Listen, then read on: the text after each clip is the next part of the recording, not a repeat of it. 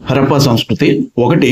మొదటిగా ఎవరు హరప్పా అనే దిబ్బని మౌండ్ని గుర్తించారు? 2. మూపురం లేని హంప్లెస్ ఎద్దు ముద్రికను కనుగొన్న వ్యక్తి ఎవరు? 3. 1920 సంవత్సరంలో ఎవరు హరప్పా వద్ద తవ్వకాలు నిర్వహించారు? 4. 1921లో మృతుల దిబ్బ అని పిలువబడే హరప్పా స్థలమైన మొహంజోదారో వద్ద త్రవ్వకాలు జరిపిన వారు ఎవరు? 5. ఏ సంవత్సరంలో సర్ జాన్ మార్షల్ హరప్పా సంస్కృతిని వెలికి తీశామని ప్రకటించారు? 6. క్రింది హరప్పా సంస్కృతి స్థలాల్లో 1947 సంవత్సరానికి ముందు వెలికి తీయని స్థలం ఏది? చెన్హుదారో లేదా రాకీ గర్హి? గుర్తించండి. హక్రా లేదా ఘగ్గర్ సరస్వతి నది బేసిన్లో ఎక్కువ సాంద్రత గల హరప్పా సంస్కృతి స్థలాలు ఏవి? 7.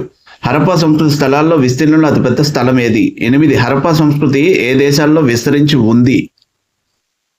నెక్స్ట్ క్వశ్చన్, షార్ట్గే అనే ఒకే ఒక్క హరప్పా సంస్కృతి స్థలం ఏ దేశంలో ఉంది? నెక్స్ట్, త్రిభుజాకృతిలో విస్తరించి ఉన్న హరప్పా సంస్కృతి తూర్పు సరిహద్దు ఏది? చూశారు కదా, ఇలాంటి ప్రశ్నలకు మీకు సమాధానాలు నా క్లాసు హరప్పా సంస్కృతి 2లో మీకు ఇలాంటి వాటికి క్లాసులో మొత్తం సమాధానాలు దొరుకుతాయి.